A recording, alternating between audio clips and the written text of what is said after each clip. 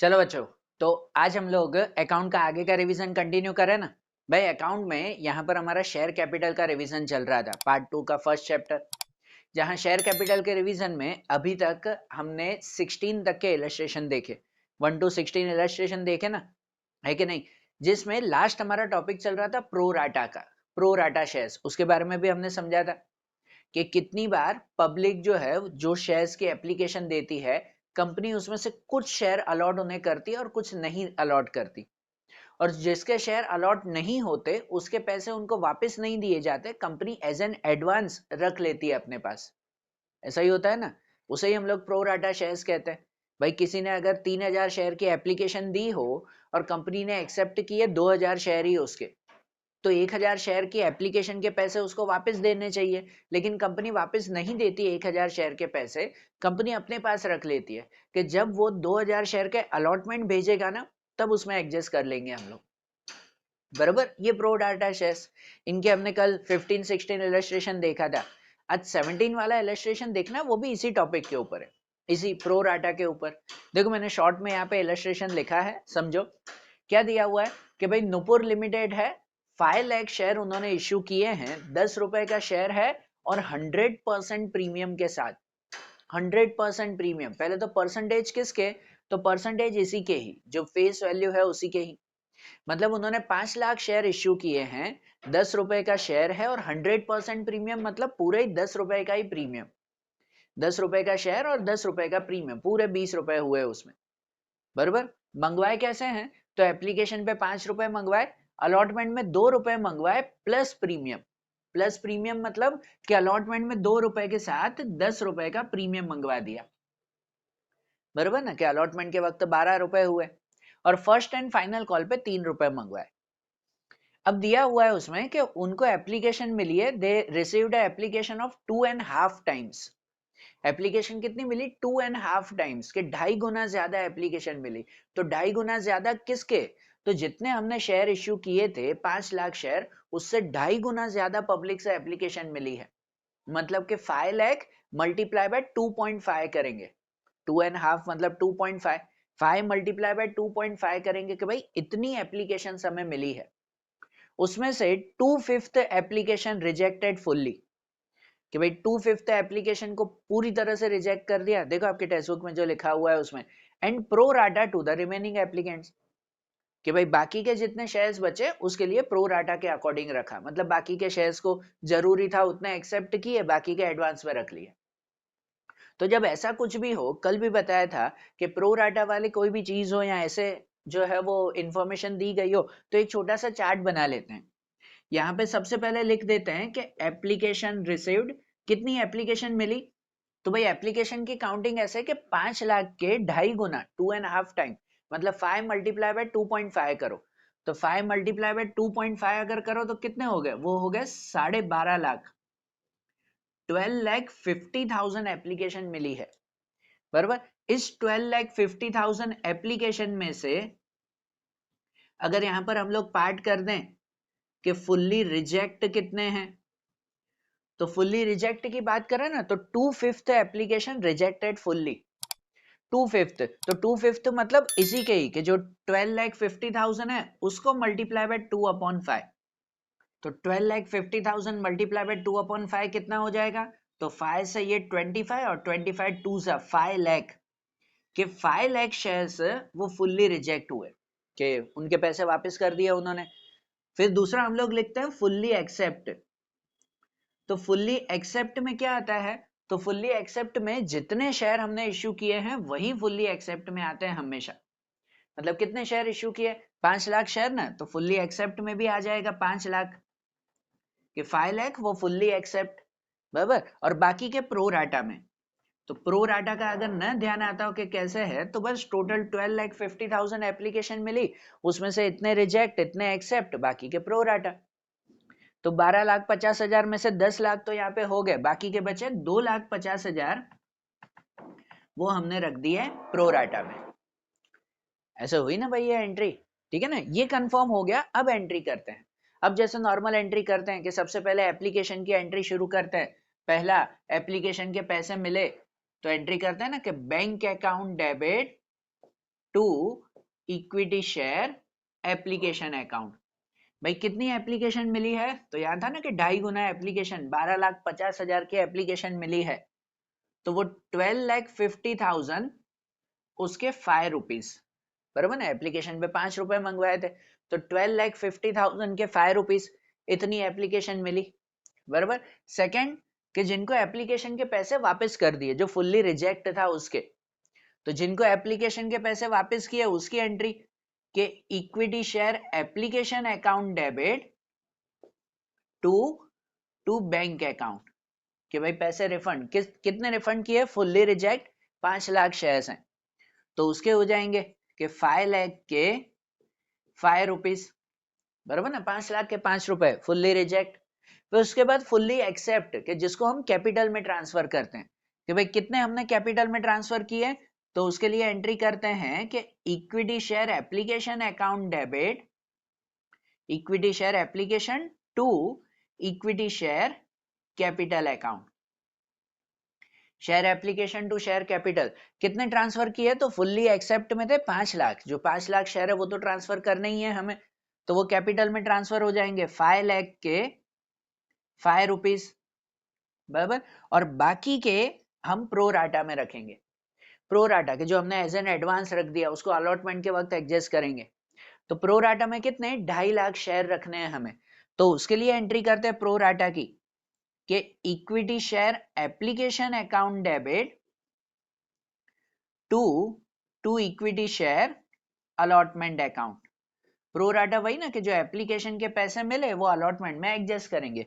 Equity share application to equity share allotment कितने? तो 2.5 लाख रुपए, तो उसके हो जाएंगे कि 2,50,000 के 5 रुपीज, बराबर ना।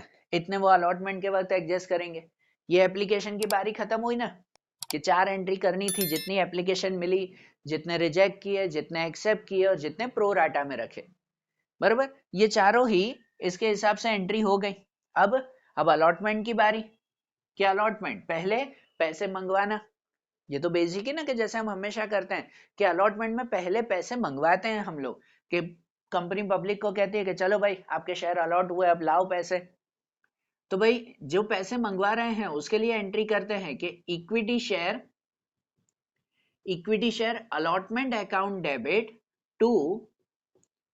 To equity share capital account, और साथ में लिखेंगे कि टू सिक्योरिटी प्रीमियम अकाउंट। हाँ भाई, अलॉटमेंट के वक्त प्रीमियम भी तो था ना 10 रुपए का, बरोबर। तो प्रीमियम जहां कैपिटल वहां प्रीमियम, उसके साथ लिखना ही पड़ेगा।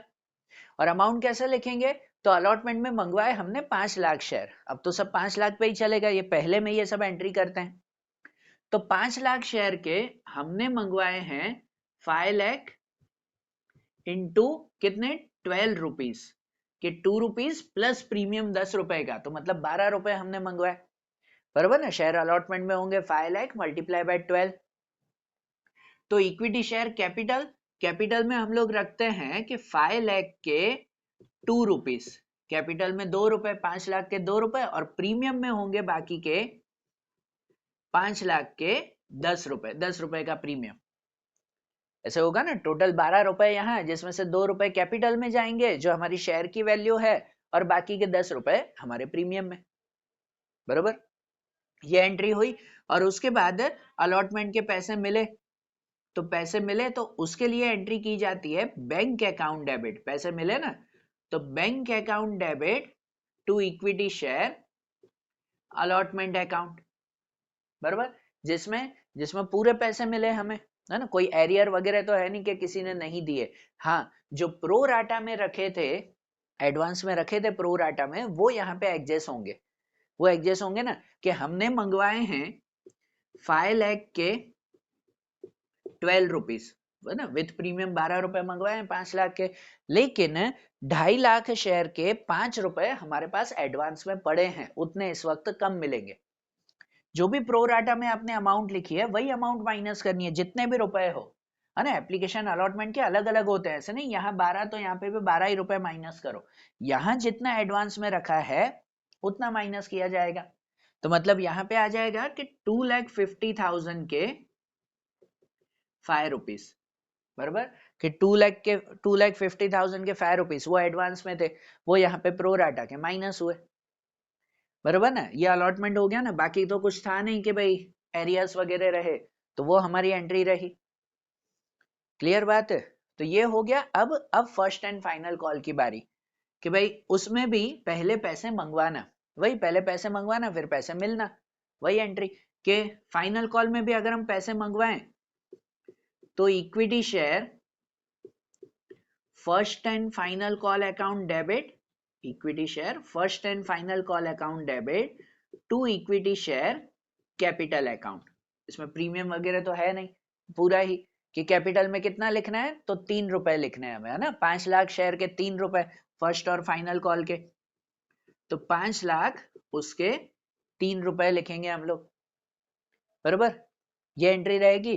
और दूसरी कि उसके पैसे मिले, उसके पैसे मिले तो हम एंट्री करते हैं कि bank account debit to equity share first and final call account. कितने मिले, तो पूरे ही मिले, कोई बाकी नहीं था, कोई एरियर, कोई फॉर फीचर, कुछ भी नहीं है, पूरे ही पैसे मिल गए, मतलब पूरे ही 5 लाख के 3 रुपए हमें मिल गए, बराबर, हो गया ना सम कंप्लीट। अरे इतना सिंपल सम था, ऐसा सम आपको आ जाए 8 मार्क में तो फिर और क्या चाहिए। सिर्फ ये स्टार्टिंग का लॉजिक था कि कितने एप्लीकेशन मिले 2.5 टाइम, उसमें से कितने रिजेक्ट किए, वो खाली लॉजिक ध्यान देना, बाकी तो पूरा सम एकदम सिंपल, बेसिक एंट्रीज थी खाली इसमें, ठीक है ना। तो अच्छी तरह से नोट कर लो, क्वेश्चन जो है वो अच्छी तरह से नोट कर लो भाई 17 वाला। तो वैसे ही अब 18 वाला इलस्ट्रेशन भी देखें हम लोग, ठीक है, चलो देखते हैं। देखो अब जैसे 18th वाला इलस्ट्रेशन समझे, मैंने यहाँ पे लिखा है, ठीक है ना, आप टेक्स्ट बुक में भी रीड करना है। देखो इसमें दिया हुआ है कि संजय लिमिटेड कंपनी है, उनका ऑथोराइज कैपिटल वो 1,60,000 शेयर्स का है। ऑथोराइज मतलब कि सेबी के थ्रू परमिशन दी गई है कि वो इतने ही शेयर इश्यू कर सकते हैं, उससे ज्यादा शेयर इश्यू नहीं करेंगे, ये ऑथोराइज कैपिटल है। लेकिन उनमें से उन्होंने इश्यू किए हैं 1,20,000 शेयर्स, 1,60,000 में से इश्यू 1,20,000 किए, 40,000 इश्यू नहीं किए, तो हमें काउंटिंग 120 पे ही करना है, बराबर। तो 1,20,000 शेयर 5 रुपए का शेयर है एक, और 200 रुपए का प्रीमियम रखा हुआ है उन्होंने, ठीक है ना। देखो टेक्स्ट बुक में लिखा हुआ है कि भाई शेयर वैल्यू 5 रुपीज की है और विथ 200 रुपीज की प्रीमियम रहा उस पर, बराबर। और मंगवाए कैसे हैं, तो एप्लीकेशन और अलॉटमेंट में उन्होंने मंगवाए हैं कि अलॉटमेंट के एप्लीकेशन के 102 रुपए, जिसमें से 2 रुपए एप्लीकेशन के हैं और 100 रुपए का प्रीमियम है, 100 रुपए का प्रीमियम, ठीक है ना, 200 में से 100 रुपए यहाँ। और अलॉटमेंट पे 103 रुपए मंगवाए हैं, जिसमें से 3 रुपए का अलॉटमेंट है और 100 रुपए का प्रीमियम रहा उस पर, बराबर, ऐसे है विद प्रीमियम, समझना। अब उनको एप्लीकेशन भी मिली है 1,84,000 शेयर्स की, 1,20,000 शेयर्स में से 1,84,000 शेयर्स की एप्लीकेशन मिली, जिनमें से 4,000 एप्लीकेशन रिजेक्टेड, 4,000 एप्लीकेशन रिजेक्ट कर दी, and balance share application 1,20,000 share were allotted. और बाकी के जो शेयर्स थे उसके कंपैरिजन में 1,20,000 शेयर्स दिए हैं, मतलब बाकी के उन्होंने प्रो राटा में रखे, 4,000 वो फुल्ली रिजेक्ट हुए, बराबर ना, बाकी को प्रो राटा के अकॉर्डिंग उसको एडजस्ट किया है, अरे बात ध्यान। और यहाँ मेन चीज लिखा क्या हुआ है कि company maintain combine share application and allotment account, ये इस सब में एक नया पॉइंट है कि हमें कंबाइन अकाउंट बनाना है एप्लीकेशन और अलॉटमेंट का, बराबर। मतलब जहां जहां आप एंट्री करते हो ना इक्विटी शेयर एप्लीकेशन अकाउंट, अब वहां साथ में लिखना है equity share application and allotment account, बराबर, वो कंबाइन अकाउंट तैयार करना, ये खाली है, एंट्री वैसे ही रहेगी, कोई फर्क नहीं है एंट्रीज में, एज इट इज एंट्रीज, पर जहां जहां आपको नाम लिखना है खाली एप्लीकेशन, वहां एप्लीकेशन अलॉटमेंट साथ में लिखोगे, बराबर। और एक खाली सम में माइनर चेंज आएगा, तो वो समझना कि कंबाइन अकाउंट में क्या चेंज रहेगा। सबसे पहले तो प्रो राटा के बेस पर है, तो हम लोग तो वो डिवाइड तो कर दें कि भाई एप्लीकेशन रिसीव्ड, एक चार्ट बना लेना, कितनी एप्लीकेशन मिली है, तो 1,84,000 शेयर्स की एप्लीकेशन मिली, उस एप्लीकेशन में से जो फुल्ली रिजेक्ट की है, तो फुल्ली रिजेक्ट के लिए दिया हुआ है 4,000 एप्लीकेशन को उन्होंने रिजेक्ट कर दिया, तो 4,000 शेयर्स फुल्ली रिजेक्ट, बराबर।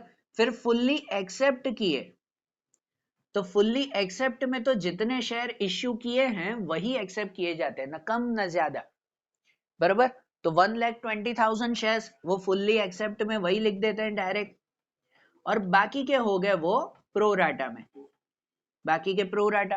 तो कितने हो गए 184 में से ये माइनस कर दो, 184 में से 4000 और 120 माइनस, तो बाकी बचे हमारे कितने, तो बाकी बचे 60,000 के, कि 60,000 शेयर्स प्रोराटा में रखे हैं, बराबर ना। हाँ बस ये चार्ट बन गया, अब इसके हिसाब से एंट्री कर दो। पहले जैसे एप्लीकेशन की एंट्री करते हैं ना, समझना कि भाई एप्लीकेशन की एंट्री करते हैं, पैसे मिले हमें तो एंट्री करते हैं bank account debit to equity share. अब यहां लिखते हैं कि to equity share application and allotment account, ये कंबाइन अकाउंट बनाना है, यही चेंज है इसमें। एंट्री सेम ही रहेगी, पर खाली जो हम इक्विटी शेयर एप्लीकेशन लिखते थे उसकी जगह पर equity share application and allotment account ये साथ में लिखना है, वो चीज ध्यान में रखना है इसमें। तो भाई एप्लीकेशन के पैसे मिले bank account to equity share application and allotment, कितने मिले, तो 1,84,000 शेयर्स के एप्लीकेशन पे मंगवाए थे 102 रुपए, 102 रुपए मतलब कि यहाँ पर 1,84,000 उसके 102 रुपीज, बराबर। ध्यान देना कुछ जो वो 19 करोड़ के आसपास कुछ होगा, तो उसमें ध्यान देना कि भाई इतने करोड़ रुपए हमें मिले, है ना। एप्लीकेशन अलॉटमेंट का कंबाइन अकाउंट, पहले पैसे मिले हमें, फिर जो हमने रिजेक्ट कर दिए उनके पैसे वापस, तो उनके पैसे वापस इसकी अपोजिट एंट्री करते हैं, कि उसके लिए एंट्री करते हैं equity share application and allotment account debit, equity share application and allotment account debit to bank account, combine ही लिखना है ना, equity share application and allotment to bank, बराबर। तो भाई कितने हमने रिटर्न किए, तो 4,000 शेयर के हमने रिटर्न कर दिए पैसे, तो वो 4,000 शेयर के 102 रुपए वो हमने रिटर्न कर दिए, बराबर। फिर थर्ड एंट्री के जो फुल्ली एक्सेप्ट किए उसे हम लोग क्या करते हैं, उसे कैपिटल में ट्रांसफर करते हैं, बराबर ना, उसे कैपिटल में ट्रांसफर। तो उसको अगर कैपिटल में ट्रांसफर करें तो हम एंट्री करते हैं फुल्ली एक्सेप्ट की, कि equity share application and allotment account debit to equity share capital account, combine account बनाना है तो application and allotment to equity share capital, और साथ में to security premium account, to security premium, premium भी है भाई यहाँ पे। अब यहाँ पे एक चेंज है, यहाँ पे ध्यान दो कि जब हमें कैपिटल में ट्रांसफर करना है ना, तो एप्लीकेशन और अलॉटमेंट के पैसे साथ में ट्रांसफर करने हैं, क्योंकि एप्लीकेशन और अलॉटमेंट के हम लोग कंबाइन अकाउंट बना रहे हैं, इसलिए जब कैपिटल में भी ट्रांसफर होगा तो वो कंबाइन ट्रांसफर होगा, बराबर। चलो ये जनरली बता रहा हूँ, जनरली हम इसकी एंट्री क्या करते हैं पता है, ये नॉर्मल है जो रूल्स के हिसाब से, ये सब में नहीं है, कि रूल्स के हिसाब से हम भाई एप्लीकेशन के पैसे मिले, वो पैसे हमने जो है वो वापस कर दिए, फिर बाकी का हम कैपिटल में ट्रांसफर करते हैं, तो हम ऐसे लिखते हैं कि equity share application account debit to equity share capital account, ऐसा लिखता है ना कि कैपिटल में ट्रांसफर, ये वाली एंट्री कि जब अलग एप्लीकेशन होता है। फिर उसके बाद हम लोग प्रो राटा की एंट्री करते हैं, कि जितने प्रो राटा में लिखे कि equity share application account debit to equity share allotment account, ये प्रो राटा की एंट्री होती है, करते हैं ना इसके बाद वो प्रो राटा के हर सम में किया है। और उसके बाद फिर अलॉटमेंट की बारी आ जाती है, और अलॉटमेंट में हम पैसे मंगवाते हैं, तो क्या मंगवाते हैं कि equity share allotment account debit to equity share capital account. Generally हम ये 3 स्टेप करते हैं, 3 एंट्री करते हैं कि नहीं, लेकिन अब यहाँ पे एप्लीकेशन और अलॉटमेंट आप कंबाइन बना रहे हो, तो इसीलिए सपोज यहाँ पे एप्लीकेशन अलॉटमेंट आप कंबाइन लिख रहे हो, और उसके बाद जो प्रो राटा की एंट्री आती है वो प्रो राटा की एंट्री यहाँ नहीं आएगी, क्योंकि आप प्रो राटा की एंट्री क्या करते हो कि equity share application to equity share allotment. अब यहाँ तो आप कंबाइन अकाउंट बना रहे हो, तो क्या लिखोगे, दोनों में equity share application and allotment, नीचे भी equity share application and allotment, debit credit दोनों में इक्वल वैल्यू ही रखोगे, नहीं चलेगा ना भाई। तो इसलिए प्रो राटा की एंट्री नहीं होगी, बुक में लिखेंगे जरूर, जो भी कंपनी होगी वो मेंशन करेगी कि इतने एडवांस पड़े हैं, पर वो एंट्री होगी नहीं। और उसके बाद जब अलॉटमेंट के पैसे मिलेंगे तो उसमें भी share allotment to share capital, बराबर। तो यहाँ जो एप्लीकेशन का कैपिटल में ट्रांसफर करते हैं और अलॉटमेंट का कैपिटल में ट्रांसफर करते हैं, वो इसी वक्त एप्लीकेशन और अलॉटमेंट का कैपिटल में साथ में ट्रांसफर हो जाएगा। ये दोनों एंट्री कंबाइन होगी और बीच में प्रो राटा की एंट्री नहीं होगी। अरे बात ध्यान, तो ये चीज समझना भाई यहाँ पर कि किस तरह से काउंटिंग हो रही है। तो कंबाइन एंट्री करेंगे कैसे इसमें कि भाई कंबाइन एप्लीकेशन अलॉटमेंट के 102 और 103 205 रुपए एक साथ हमें यहाँ पर एंट्री करनी है। तो एंट्री समझना कि equity share application and allotment account debit के जहां पर एप्लीकेशन और अलॉटमेंट में साथ में ही हमारे पास 1,20,000 शेयर है ना, तो 1,20,000 के 205 रुपए 205 रुपीज वो एक साथ ही जाएगा यहाँ पर, बराबर ना, इन दोनों के मिलाकर के प्रीमियम और ये साथ में मिलाकर। जहां पर इक्विटी शेयर कैपिटल, तो इक्विटी शेयर कैपिटल में फेस वैल्यू तो हमारी ये 2 और 3 मिलाकर 5 रुपए की फेस वैल्यू है ना, शेयर तो 5 रुपए का ही है ना, तो यहाँ पे जाएगा 1,20,000 के 5 रुपए। और सिक्योरिटी प्रीमियम, जहां सिक्योरिटी प्रीमियम में टोटल प्रीमियम जाएगा कि 100 और 100 मिलाकर 200 रुपए का प्रीमियम, कि यहाँ पे 1,20,000 के 200 रुपीज वो पूरा हमारा प्रीमियम में जाएगा। अरे बात ध्यान, तो ये हुई ना हमारी कंबाइन एंट्री। समझना भाई कि दोनों कैपिटल की एंट्री हमने कंबाइन की और प्रो राटा की एंट्री यहाँ लिखे हुए है कि 60,000 शेयर पड़े हमारे पास एडवांस, पर वो कहीं एंट्री नहीं होगी, वो यहीं पे ही मेंटेन रहेंगे हमारे, बरोबर। अब क्या करते हैं, अब लीगली अगर चलो तो भाई एप्लीकेशन के यहाँ पर मिल गए कैपिटल में ट्रांसफर, फिर प्रो राटा की एंट्री वो तो किए नहीं, वो तो उसमें एडजस्ट हो गई। फिर उसके बाद शेयर ये अलॉटमेंट टू कैपिटल, अलॉटमेंट के पैसे मंगवाते हैं। अब रेगुलर चलो कि एप्लीकेशन की बारी हो गई, प्रो राटा आएगा नहीं, फिर अलॉटमेंट के पैसे मंगवाते हैं, तो अलॉटमेंट के पैसे मंगवाते हैं, वो कैपिटल की एंट्री भी इसी में ही हो गई, बरोबर। अब फिर बारी आती है कि अलॉटमेंट के पैसे मिले, टाइम तो वही चलेगा ना कि एप्लीकेशन अलॉटमेंट में 20-20 दिन का गैप होता है, वो गैप तो रहेगा ही, अकाउंट कंबाइन बना रहे हैं, इसलिए यहाँ पे कंबाइन एंट्री कर दी हमने। तो अब अलॉटमेंट के पैसे मिलेंगे 20 दिन बाद, भाई पैसे मिलेंगे तो उसकी एंट्री क्या होगी, उसकी एंट्री होगी हमारी कि bank account debit to equity share application and allotment account. Allotment के पैसे मिले वो तो कंबाइन एंट्री कि bank account to equity share application and allotment, भाई कितने मिलेंगे, तो अलॉटमेंट के वक्त तो हमने मंगवाए थे यही 103 रुपए, ये तो कंबाइन एंट्री की 205 रुपए की, अलॉटमेंट के तो यही हैं 103 रुपए, लेकिन उसमें से ये प्रो राटा भी पड़े हैं एडवांस में, भले एंट्री नहीं की, एडवांस पड़ा तो है ना हमारे पास, वो इस वक्त हमें कम मिलेगा, बराबर। मतलब समझना कि यहाँ बैंक की एंट्री ऐसे होगी कि 1,20,000 के 103 रुपए मिलने चाहिए, अलॉटमेंट के 1,20,000 शेयर के 103, लेकिन उसमें से 60,000 शेयर के 102 रुपए वो एडवांस में पड़े थे, एप्लीकेशन के वक्त मिले तो वो 102 रुपए पड़े होंगे ना एडवांस में प्रो राटा में, तो भाई उसमें से 60,000 शेयर के 102 रुपए हमारे पास एडवांस में पड़े थे, तो वो माइनस करके बाकी की अमाउंट यहाँ पर आएगी, बरोबर। नोट कर लेना भाई इसे कि अलॉटमेंट के जब पैसे मिलेंगे तो 1,20,000 के 103 रुपए मिलने चाहिए, लेकिन उसमें से 60,000 शेयर जो प्रो राटा के एडवांस में पड़े थे उसके 102 रुपए माइनस होंगे, फिर बाकी की अमाउंट यहाँ पे, बरोबर। और अलॉटमेंट खत्म हुआ, फिर कॉल इसमें है नहीं, कोई रिमेनिंग शेयर्स है नहीं, तो सम कंप्लीट हमारा 4 एंट्री का ही सिर्फ सम था, लेकिन वो लॉजिक था कि भाई कंबाइन अकाउंट बनाना कैसे है। अरे बात ध्यान न ध्यान आए तो एक बार फिर से जो है वो वीडियो देख लो, फिर से रिवाइज कर लो एक बार और ध्यान से समझ लो कि ये कंबाइन अकाउंट कैसे बनाना है हमें, ठीक है। देख लो एक बार फिर से इसे। तो वैसे ही 19th वाला इलस्ट्रेशन, लास्ट इलस्ट्रेशन हम लोग देखें, ठीक है ना, वो एक थियरी बेस्ड है, वो इलस्ट्रेशन एग्जाम वाइज नहीं आता, 19 वाला इलस्ट्रेशन एक थियरी बेस्ड इलस्ट्रेशन है, पर फिर भी समझे हम लोग उसमें कि भाई कैसे करना है उसे, ठीक है।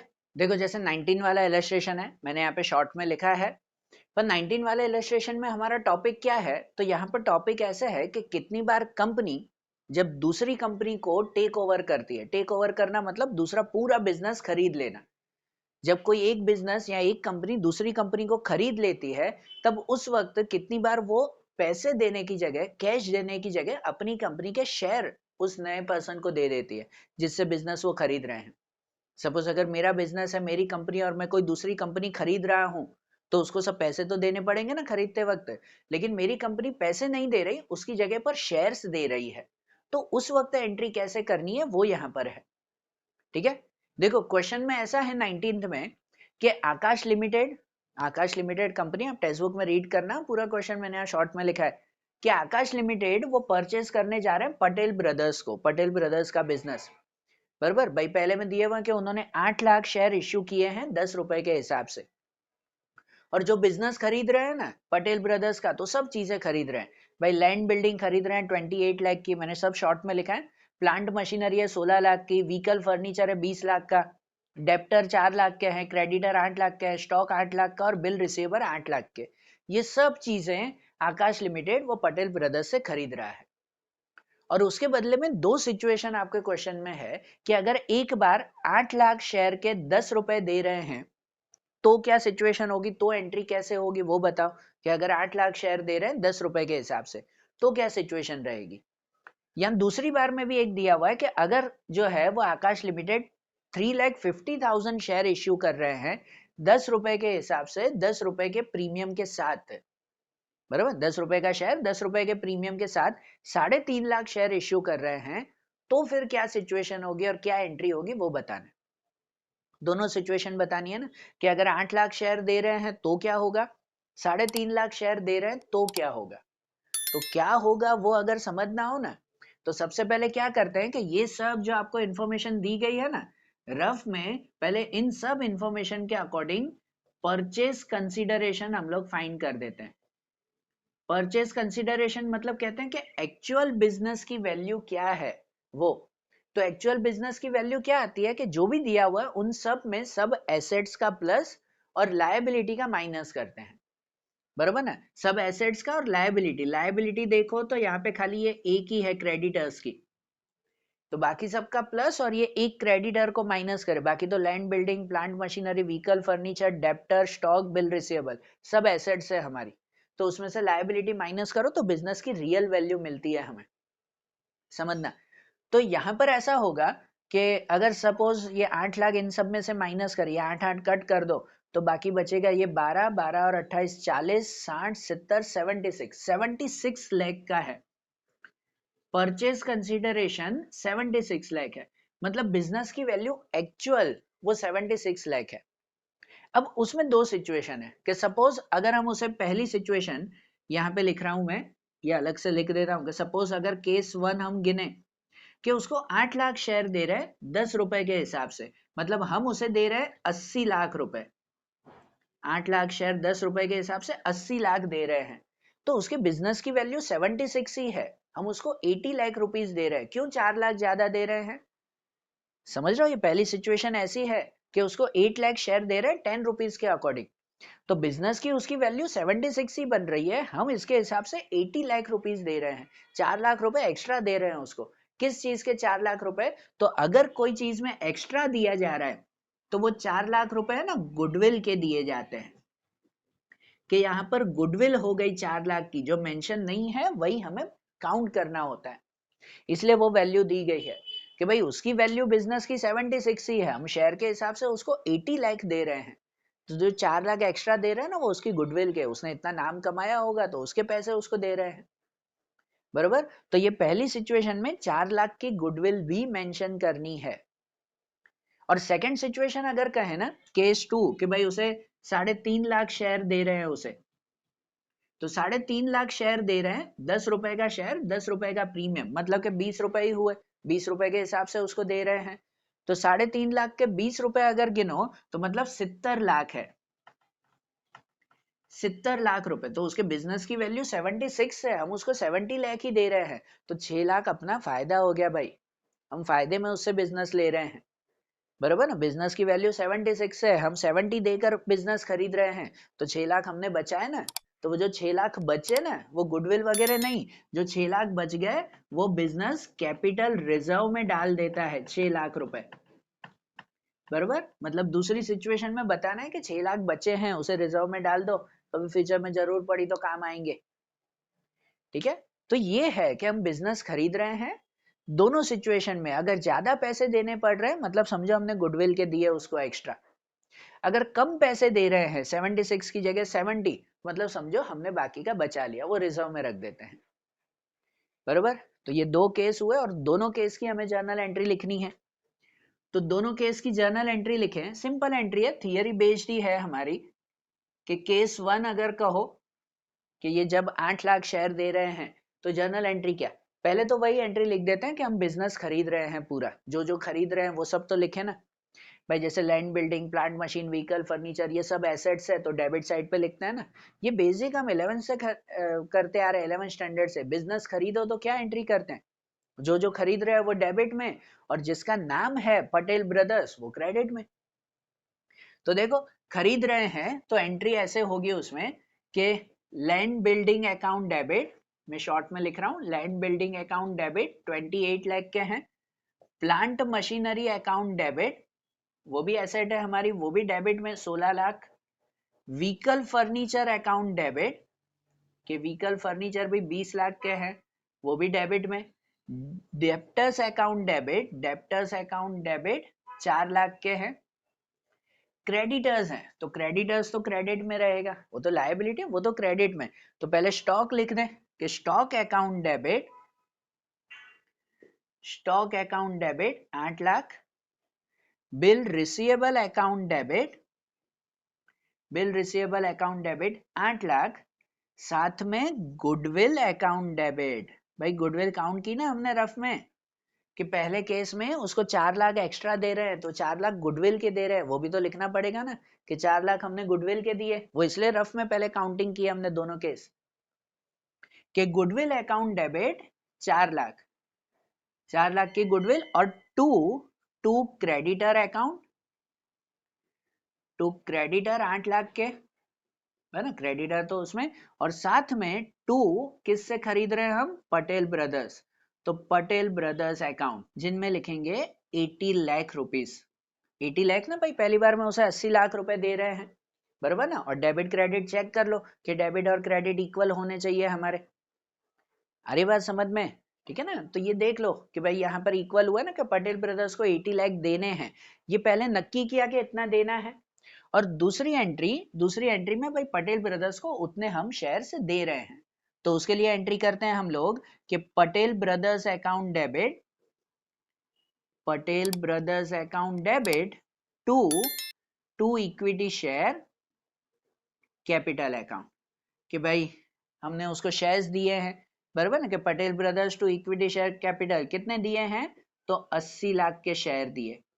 भाई ये नॉर्मल बिजनेस खरीदा, पहली एंट्री हमने नक्की किया कि भाई कितने में बिजनेस खरीद रहे हैं, और दूसरी एंट्री में उसको शेयर्स दे दिए। भाई अगर कैश देना होता तो हम क्या लिखते, Patel brothers to cash, cash दिया, पर यहाँ कैश थोड़ी दिया, शेयर्स दिए, तो टू इक्विटी शेयर कैपिटल या खाली इक्विटी शेयर लिखो तो भी ठीक, बराबर। ये सिंपल थियरी एंट्री के पहले हमने नक्की किया इतने में बिजनेस है और उतने उसको दे दिए, बराबर। अब दूसरे में भी वैसे ही, कि पहले केस में हमने गुडविल गिना ना 4 लाख का। अब दूसरा केस भी बताएं कि उसमें 70 लाख दे रहे हैं, पहले में हमने 80 लाख उसको दिए, दूसरी बार में 70 लाख देंगे, तो उसके हिसाब से काउंट करना है कि उसके हिसाब से रिजर्व काउंट होगा।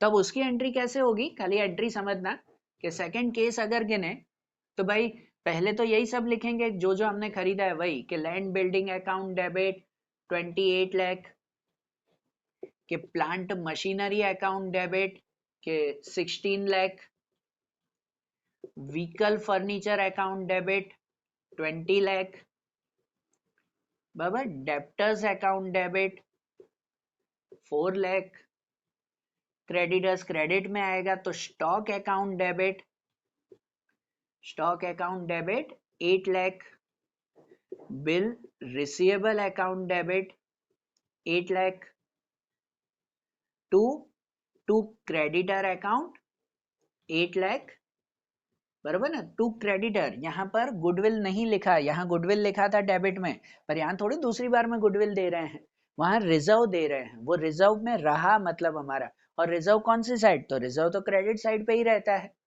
तो यहाँ पे to creditor account, to to capital reserve account, कि यहाँ कैपिटल रिजर्व, भाई गुडविल था वो डेबिट में लिखा, रिजर्व है वो क्रेडिट में। कितनी रिजर्व रखी हमने, तो भाई 6 लाख की, 6 लाख उसे कम दे रहे हैं ना वैल्यू के हिसाब से, तो यहाँ पर कैपिटल रिजर्व 6 लाख और 2 पटेल ब्रदर्स कि टोटल उसे कितना दे रहे हैं, तो टोटल दे रहे हैं 70 लाख रुपीस, बरोबर। ये एंट्री हुई। अब चेक कर लो डेबिट क्रेडिट दोनों इक्वल बैठ रहे हैं कि नहीं, ठीक है ना, कि भाई यहाँ पहली बार में 80 लाख दे रहे थे, अब दूसरी बार में उसको 70 लाख रुपए दे रहे हैं, बरोबर। ये एंट्री रही। और दूसरी एंट्री करते हैं कि उसको पैसे दे दिए, पैसे मतलब उसकी जगह शेयर्स दे दिए, तो एंट्री करते हैं हम लोग कि Patel brothers account debit to, अगर कैश देना होता तो लिखते हैं कि टू कैश या टू बैंक, पर यहाँ शेयर दे रहे हैं तो Patel brothers account debit to equity share capital account, और साथ में to security premium account. Premium इसीलिए क्योंकि भाई ये 10 रुपए का प्रीमियम भी तो रखा है ना, 3.5 लाख शेयर्स दे रहे हैं तो उसमें 10 रुपए का प्रीमियम भी है, ठीक है। तो अमाउंट कैसे कि पटेल ब्रदर्स अकाउंट डेबिट, उसमें 70 लाख, 70 लाख रुपए जो है वो उसके नाम पे, जिसमें इक्विटी शेयर कैपिटल, जहां शेयर के पैसे दे रहे हैं हम लोग 10 रुपए ना, 3,50,000 के 10 रुपीज, मतलब 35 लाख रुपए के 35 लाख वो शेयर में, बाकी के 35 लाख वो प्रीमियम में। प्रीमियम में भी वही 10 रुपए के हिसाब से ही है ना, 35 लाख। ये एंट्री हो गई कि उसको पैसे दे दिए, बराबर ना। ये दोनों केस लिखे हमने, समझ आ रही है बात। तो ये एक सम थियरी वाइज था, एग्जाम में पूछने के चांसेस इसके बहुत कम है, ऑलमोस्ट तो पूछते ही नहीं है ये, पर थियरी वाइज माइंड में रखो कि कभी एमसीक्यू 1 में आ गया, कभी कहीं आ गया तो ध्यान रहेगा कि भाई बिजनेस खरीदते वक्त भी हम पैसे नहीं शेयर्स दे देते हैं, तो उसके हिसाब से ये एंट्री करते हैं। अरे बात ध्यान, तो भाई देख लो 19 वाला इलस्ट्रेशन, दोनों केस एक बार अच्छी तरह से, और सब इलस्ट्रेशन कंप्लीट हुआ है ना। अब कल से फाइनल एक्सरसाइज के क्वेश्चन हम लोग शुरू करेंगे, बरोबर।